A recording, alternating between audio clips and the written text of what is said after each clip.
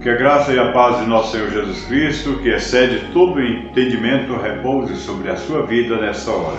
Sou o pastor João Pereira e estou aqui para trazer para você mais um estudo da Palavra de Deus. Hoje nós vamos falar sobre as duas bestas do Apocalipse. Nós observamos, meus amados, que o cenário mundial se configura rapidamente em todas as áreas para o tempo da grande tribulação. A Bíblia ela nos revela a manifestação de duas personalidades malignas nesse tempo de grande tribulação. E essas personalidades são denominadas de bestas. Então, a grande tribulação ela será marcada pela manifestação de duas figuras públicas notórias, destacáveis, chamadas no livro de Apocalipse de bestas. Então nós veremos que Deus ele revelou sobre essas bestas as características, a fonte, a sua influência, o seu poder e o que elas vão fazer, como influenciar os povos, e baseados aqui no capítulo 13 de Apocalipse. Então nós vemos ainda também o que elas farão no mundo no tempo da grande tribulação, o sistema político, o sistema econômico que vai estar dominando na época desse período de grande tribulação. Então, para falarmos dessas duas personalidades malignas, nós precisamos analisar o capítulo 13 de Apocalipse. A Bíblia ela utiliza a palavra grega terion, que significa literalmente fera, para falar sobre bestas. Essa palavra ela foi utilizada no mundo antigo para falar de animais perigosos, de criaturas terríveis, sobrenaturais, mas também ela é utilizada para falar de pessoas com atitudes bestiais.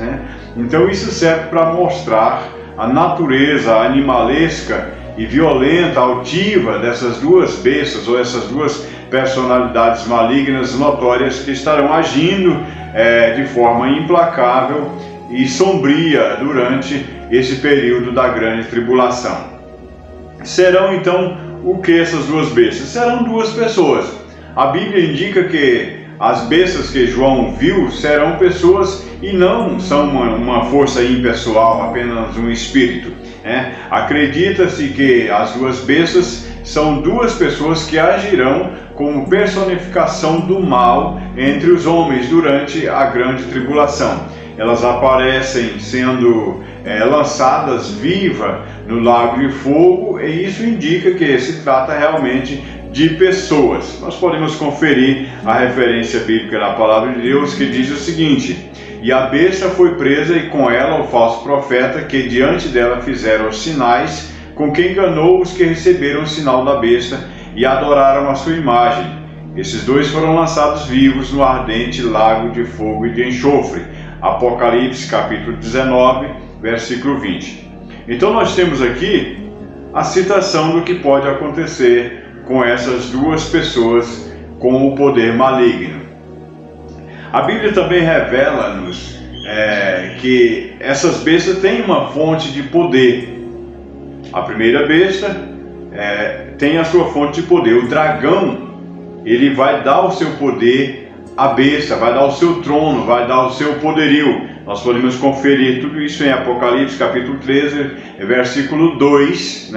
Então, da segunda besta, nós encontramos o que é dito, que ela falava como dragão, exerce o poder semelhante à primeira besta, faz grandes sinais e faz grandes maravilhas, grandes prodígios diante dos homens, que até faz descer fogo do céu à vista dos homens. Isso para quê? Para poder enganar os homens. Ela engana os que habitam na terra com sinais que lhe foi permitido que se fizesse na presença da besta. Então nós vemos que essas forças malignas estarão atuando durante a grande tribulação, juntamente com o dragão, o anticristo e o falso profeta, que são as duas bestas, essas duas personalidades malignas atuantes nesse período. Diz o texto da Palavra de Deus: e eu pus-me sobre a areia do mar e vi subir do mar uma besta. Então, meus amados, a besta que sobe do mar é o anticristo. O mar aqui, ele simboliza as nações. Muitas águas na Bíblia representam pessoas, povos, nações, de onde vai emergir a besta, né? O profeta Daniel, ele também vê 4 animais saindo do mar, né? E é revelado que são governos humanos. Então, esses grandes animais que Daniel vê são 4 reis que se levantarão da terra. Daniel, capítulo 7, versículo 17. E esses poderes que nós estamos falando, essas personalidades, as 2 bestas do Apocalipse, elas vêm com poderes, com características e com identidade. Nós vemos na palavra de Deus os nomes que são dados ao anticristo, os títulos, né, que são dados na Bíblia, revelam a sua verdadeira natureza, o seu caráter. Então, na profecia das 70 semanas de Daniel, ele é o príncipe que há de vir, o assolador, né? Ou melhor, em Daniel, no capítulo 7, versículo 8, chama de ponta pequena. O apóstolo Paulo o nomeia de homem do pecado, filho da perdição, o iníquo, né? Mas coube então a João, o apóstolo, o mesmo autor do livro de Apocalipse, chamá-lo pelo nome mais conhecido, né, o mais claro, que é Anticristo.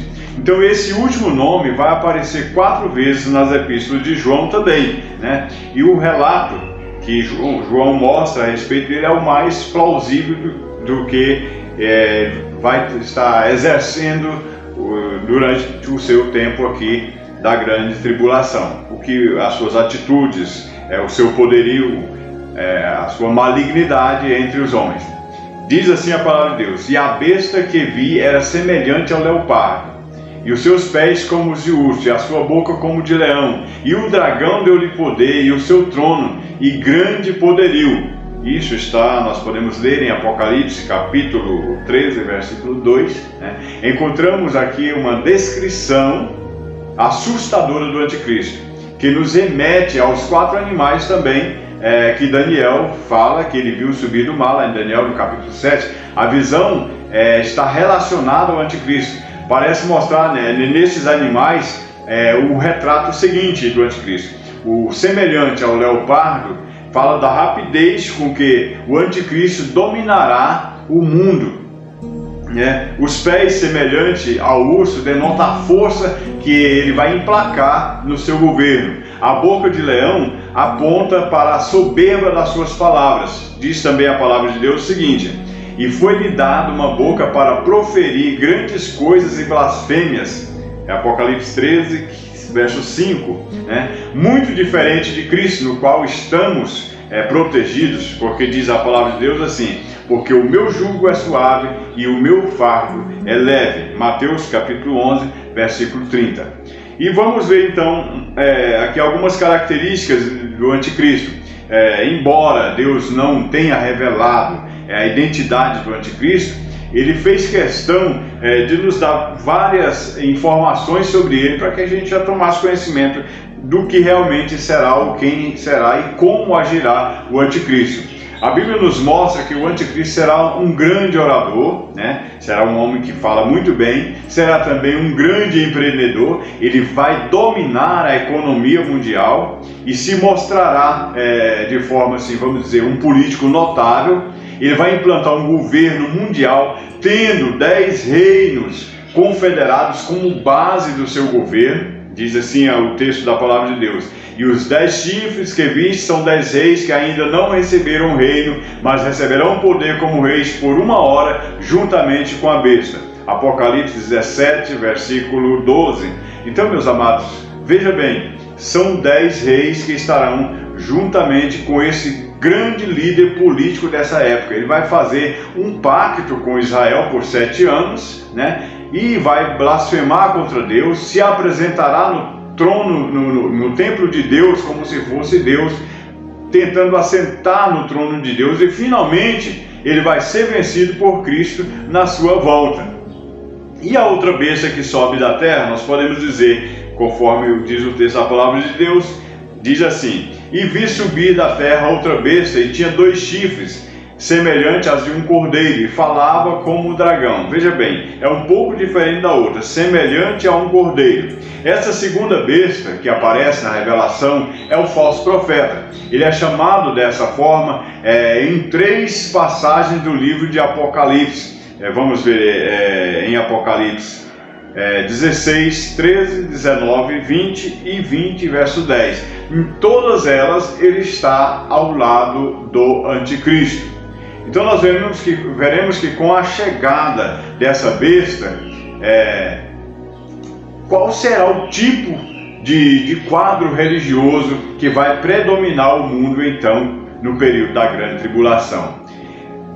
Vamos analisar, por exemplo, vai imitar o Espírito Santo até com sinais e prodígios. O falso profeta vai marcar o governo do anticristo com sinais malignos, com prodígios durante esse período da grande tribulação.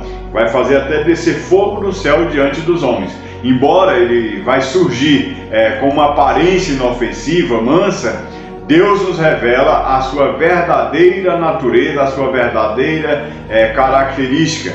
Diz assim o texto da palavra do Senhor: e tinha 2 chifres semelhantes aos de um cordeiro, e falava como dragão. Então veja bem, semelhante a um cordeiro, mas falava como dragão. Ele respaldará, ou vai dar, vamos dizer, vai dar a chancela ao poder do anticristo para parecer messiânico, para aparecer com sinais, para enganar, para seduzir principalmente os judeus que estarão aqui naquela época. Diz assim o texto da palavra de Deus: e enganos que habitam na terra com sinais que lhe foi permitido que fizesse em presença da besta. Mas Deus, ele deixa claro que são sinais malignos de mentira. Vejamos aí, o que diz em Tessalonicenses, no capítulo 2, o versículo 9, 10 e 11, que diz para nós que são prodígios de mentira. Então disso nós podemos tirar uma lição muito importante, de que não é por manifestações de sinais, de curas, que se mede a autenticidade de uma pessoa, a espiritualidade ou de um grupo religioso, mas pela conformidade com os padrões da palavra de Deus. Precisamos ter muito cuidado hoje com isso em nossos dias. E o sistema financeiro mundial do anticristo. A palavra que resume o tempo da grande tribulação é controle. Diz assim o texto: faz que a todos pequenos e grandes, ricos e pobres, livres e servos, lhe seja posto um sinal na sua mão direita e nas suas testas, para que ninguém possa comprar ou vender, senão aquele que tiver o sinal ou o nome da besta, ou o número do seu nome. Apocalipse 13, versículos 16 e 17. Será implantado nesse tempo um sistema de controle mundial que envolve adoração, política e economia, e tem como base a marca da besta, como diz a palavra de Deus. A Bíblia não explica como será esta marca, mas nos fala do sinal, o nome e do número do nome da besta, que é 666, Apocalipse 13, 18. Então nós precisamos entender isso. Somente aqueles que aderirem ao sistema da besta poderão comprar comida, fazer transações comerciais, pagar suas contas. Então atualmente nós temos um vislumbre sobre aquele período. Aqui observamos a intervenção crescente dos governos mundiais nas redes sociais, pelas metas dos países, pelo fim do dinheiro físico, a guerra comercial por um controle da produção de alimentos e assim sucessivamente. Muitas outras questões que eles querem que esteja tudo no sistema digital para um controle. Tudo isso é o preparo do palco para o anticristo, para a besta assumir o controle. E o sistema religioso? O tempo da grande tribulação será de intensa religiosidade. Esse tempo será um tempo de muita religiosidade, O falso profeta, ele vai exercer uma influência nas massas no sentido geral, com sinais malignos até mesmo na natureza, e vai implantar um sistema mundial obrigatório de culto a quem? A pessoa do anticristo, a besta, O mundo de hoje, ele caminha a passos largos para uma religião mundial, com um movimento ecumênico onde as religiões se aproximam cada vez mais umas das outras, tentando fazer diplomacia, relacionamento, buscando um salvador ideal que verá no anticristo o seu anelo, ou seja, o seu cumprimento. né? A igreja de Cristo hoje deve amar e pregar o evangelho a todos, mas não pode haver mistura de seitas e heresias na prática da fé cristã. Precisamos manter-nos separados, porque somos o povo comprado pelo sangue de Jesus. O mundo caminha em todas as áreas para a chegada do anticristo, do falso profeta. Cabe a nós, Igreja do Senhor, como noiva de Cristo, como noiva do Cordeiro, se manter pura, santa, irrepreensível, vivendo firme na palavra de Deus, até que Cristo venha para nos levar para a sua glória, e nós estaremos livres desse governo, desse controle, dessas manifestações na época em que a besta e o falso profeta estarão atuando aqui na terra. Que Deus te abençoe em nome de Jesus. Amém.